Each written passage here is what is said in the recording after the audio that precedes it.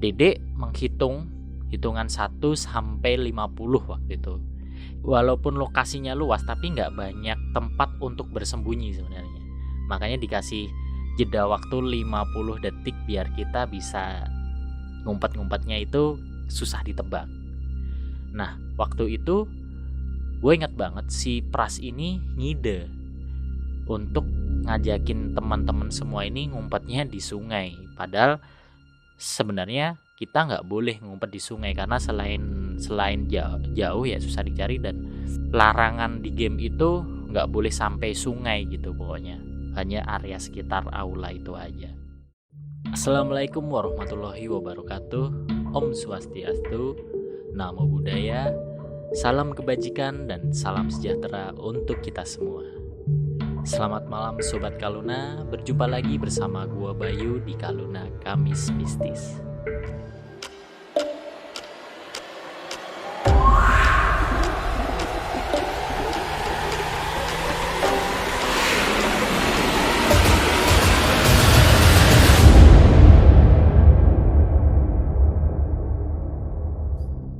Oke, cerita pada malam hari ini gue akan menceritakan kisah nyata. Ini terjadi juga sama gue pada waktu gue kelas 3 SD, jadi pada waktu kecil dulu. Cuma sebenarnya kisah ini gak dialami langsung sama gue, cuma pada kejadian itu gue ada di situ juga. Dan harusnya malam ini gue ditemani juga oleh teman gue karena dia adalah narasumbernya sendiri. Dia yang merasakan langsung gimana dia bisa hilang, gimana dia tiba-tiba tidak sadarkan diri juga.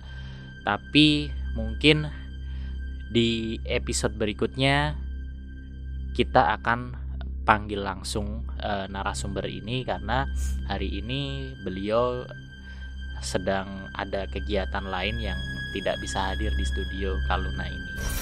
Oke, jadi cerita ini berawal dari kegiatan kita pada waktu kecil dulu. Jadi kalau pada masa-masa kecil kita dulu tuh, tiap sore setelah maghrib, kita tuh ada kebiasaan bermain delikan. Kalau Indonesianya namanya petak umpet. Sebelum gue lebih lanjut memulai cerita ini, gue akan memberikan ilustrasi dulu nih untuk karakter orang-orangnya ini ya. Jadi pertama itu ada Warid. Warid ini adalah orangnya yang energik, yang suka ngotak-ngatik apalah gitu. Pokoknya suka ngide juga nih ada di Warid ini. Terus yang kedua ada si Faiz. Faiz ini adalah teman kita yang paling pintar. Dia itu langganan juara 1 pokoknya kalau waktu SD. Terus yang ketiganya ada teman gue tuh ada Vicky. Vicky ini orang yang paling rajin dan taat beribadah. Pokoknya jago ngaji, pokoknya yang baik-baik semuanya ada di Vicky ini. Terus yang keempat ada Dede. Dede ini adalah kakak kelas kita tapi mainnya bareng sama kita karena rumah kita itu satu kampung waktu itu. Dan Dede ini walaupun kakak kelas kita tapi dia adalah orang yang paling penakut di antara kita berenam ini gitu. Makanya kalau waktu kecil itu Dede sering diejek-ejekin. Nah kalau mungkin sekarang itu trennya dengan istilah bully lah. Sebelumnya untuk Dede mohon maaf ya kalau dulu waktu kecil kita suka kelewat batas bercandain lu gitu. Dan yang terakhir ini ada si Pras. Pras ini adalah ketua geng kita lah waktu kecil kita dulu. Dia itu orangnya paling berani, pokoknya paling serem lah di antara kita semua gitu. Dan paling nakal ya si Pras ini. Kejadian ini tuh terjadi di desa tempat kita bertinggal dulu. Jadi kita dulu tinggal di salah satu desa di pinggiran kota Jogja. Desa ini waktu itu tuh secara landscape-nya sungainya masih jernih.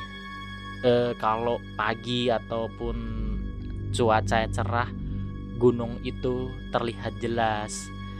Masih banyak sawah dan rumah antar tetangga pun jaraknya masih lumayan, nggak sepadet di tahun ini gitu loh. Kalau dulu itu waktu kelas 3 ini rumah-rumah di sana tuh masih jarang, kalinya pun sangat asri, banyak batu-batu besar di sana. Oke, kembali lagi ke cerita.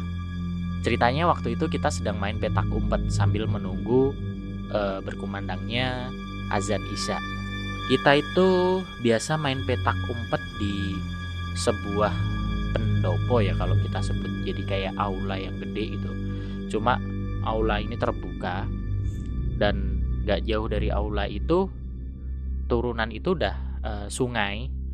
Terus dekat dari situ juga ada masjid juga dan ada jembatan penghubung yang langsung aksesnya menuju jalan ke rumah kita masing-masing. Nah, ceritanya sebelum kita mulai petak umpet ini biasanya kita home pimpah dulu tuh untuk menentukan siapa yang nantinya akan jaga untuk game ini gitu. Nah, kebetulan yang kalah waktu itu tuh si Dede gitu. Akhirnya Dede yang jaga petak umpetnya ini. Oke, singkat cerita, Dede menghitung hitungan 1 sampai 50 waktu itu.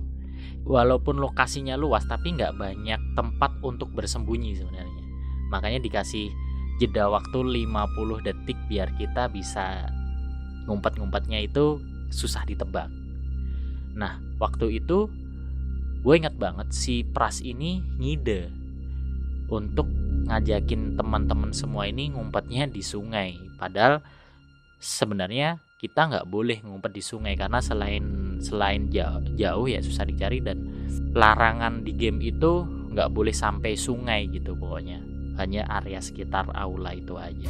Kita ngumpet itu nggak di sungainya persis, tapi kita di bebatuan sungai itu. Jadi kalau sungai di desa gua waktu itu tuh di atasnya itu masih banyak batu-batu besar. Nah, kita itu cuma duduk-duduk di situ.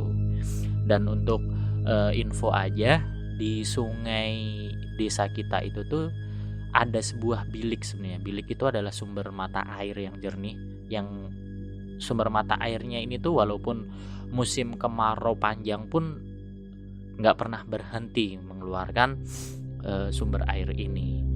Bahkan tiap bulan tertentu ada semacam ritual dari penduduk sekitar, semacam ritual syukuran gitu untuk buminya, untuk sungainya, yang macam-macam gitu, wujud syukur lah, lebih ke wujud syukur gitu. Akhirnya si Dede ini mulai mencari keberadaan kita berlima ini. Nah, kondisinya gua, ada Pras, ada si Faiz, ada si Vicky, itu duduk di batu-batu kali yang tinggi-tinggi. Tapi si Warid ini duduknya di batu yang paling bawah. Jadi kaki dia tuh kena air sungai yang ngalir gitu. Nggak tahu kenapa, karena mungkin kena dinginnya air sungai, si Warid ngeluh nahan kencing.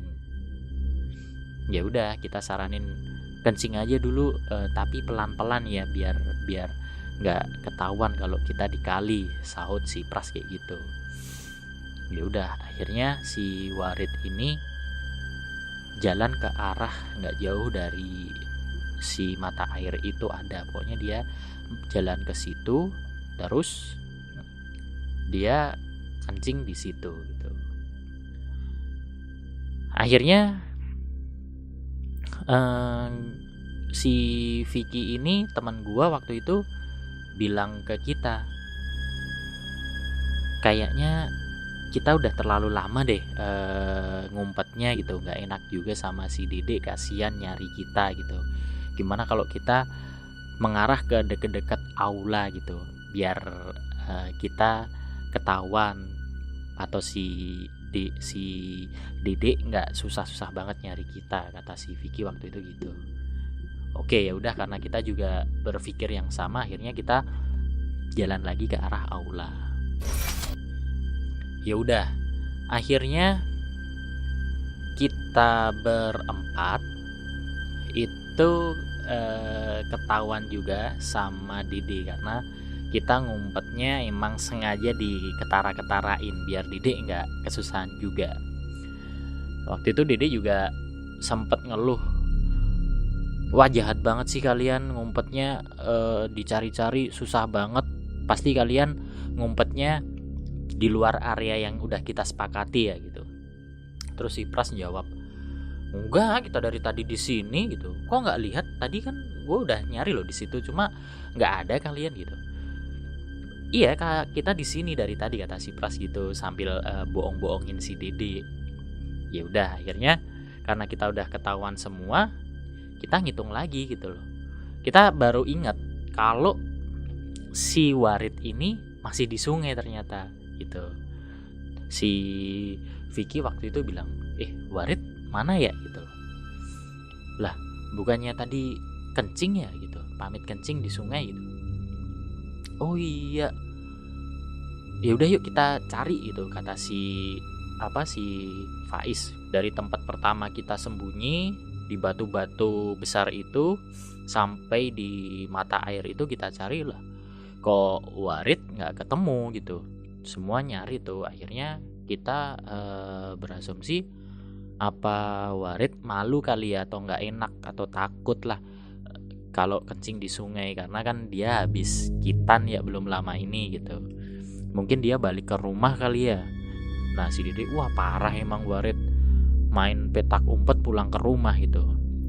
Nggak lama pokoknya setelah kita nyari itu sekitar 5 menitan azan Isya berkumandang. Akhirnya kita sholat bareng di masjid dekat aula itu. Ya udah, singkatnya setelah kita sholat, kita cek lagi si Warit ini. Loh kok Warit masih nggak ada ya? Tumben dia nggak ikut sholat Isya gitu. Iya nih, kata si Pras, tumben banget nih. Apa dia sakit kali ya perutnya gitu, terus pulang beneran dari tadi gitu. Ya udah, akhirnya karena kita mikirnya si Warit ini udah pulang ke rumah, habis Isya kita pulang ke rumah masing-masing. Gue inget itu pokoknya jam 9 malam. Gue disamperin sama si Vicky gitu. Vicky datang ke rumah gue.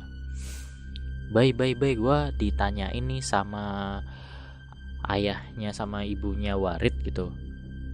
Warit belum pulang sampai malam ini gitu. Gue kaget waktu itu. Wah serius Wik?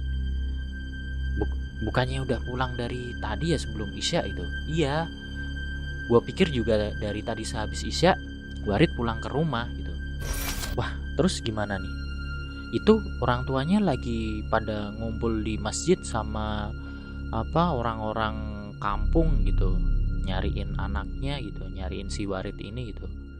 Yaudah yuk kita kumpulin teman-teman kita yang lain, kita panggil Pras, panggil si Dede dan si Faiz juga gitu. Ayo kata Faiz.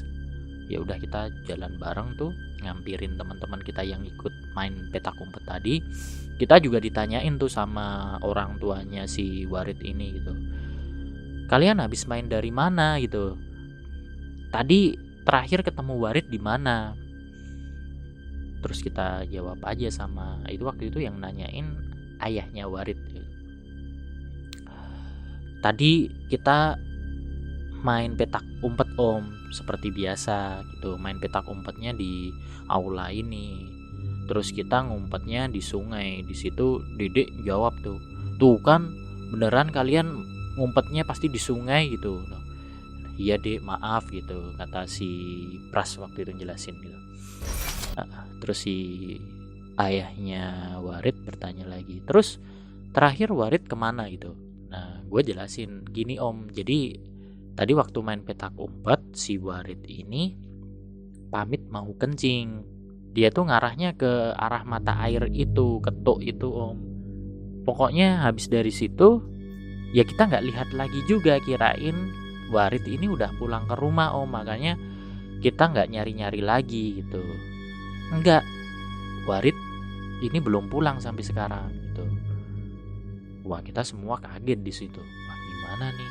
Jadi ya walaupun kita masih kecil, cuma kita ngerasa bersalah juga, kita juga ngerasa takut gitu loh. Ya udah, akhirnya kita sepakat semua untuk nyari Warit malam itu. Kita susurin sungai itu, susurin aula, pokoknya susur di mana kita tadi main petak umpet, semua disusurin. Kita pakai senter lah, kita belusukan di semak-semak, atau kita nyari lagi di masjid gitu. Semua pokoknya disusur di area itu. Sampai jam 10-an malam itu akhirnya si Warit ini nggak ketemu juga gitu. Kita semua juga bingung ya nyari Warit waktu itu. Sampai udah menjelang jam 11 kita makin deg-degan tuh loh. Ini pertama kali kita main di sini dan ada kejadian seperti ini. Karena biasa-biasanya kita main di sini pun nggak pernah kita sampai ada teman kita yang hilang seperti Warit ini.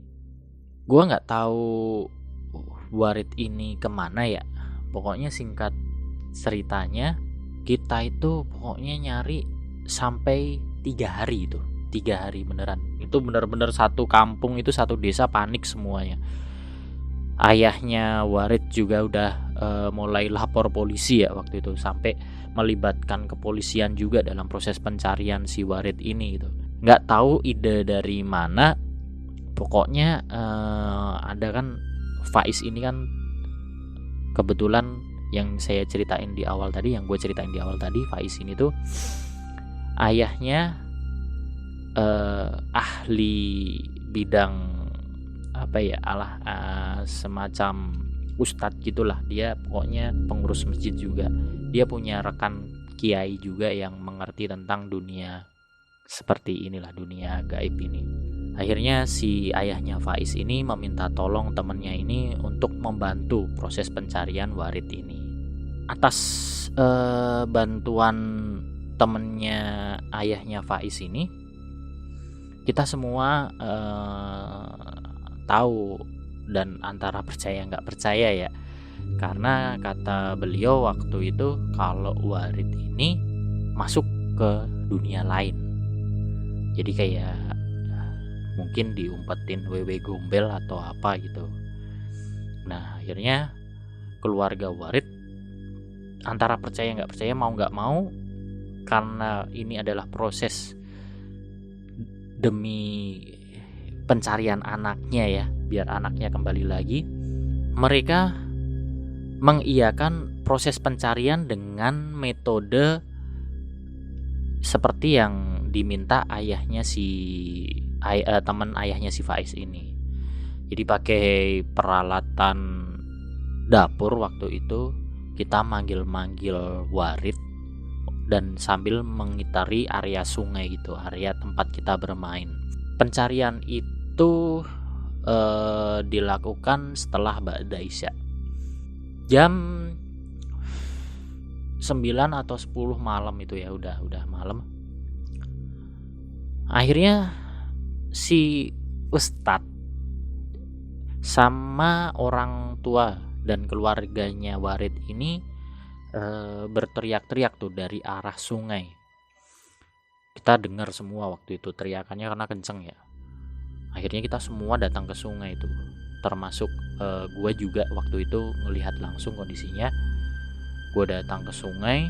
Gue nggak tahu awal mulanya ketemu gimana, karena gue bagian grup yang nyisir daerah sawah-sawah deket sungai waktu itu. Karena suara itu, ada suara teriakan, kita semua lari ke arah suara teriakan itu. Awal mulanya Warit ini ditemukan, gue juga nggak tahu kondisinya gimana. Cuma waktu gue datang di area tersebut, Warit udah ditemukan dengan kondisi yang lemes, pingsan dia Warit ini pingsan. Ya udah, kita lakukan pertolongan pertama gitu. Kita doain Warit sambil kita bawa ke rumahnya Warit. Nah nggak tahu dikasih doa sama ustadz ini sambil dikasih sedikit ritual-ritual gitulah ya. Warit akhirnya tersadar. Nah setelah Warit tersadar ini, dia ada sekitar 10 menitan waktu itu, 10 menitan 15 menit ya, kayak linglung nggak bisa diajak ngobrol.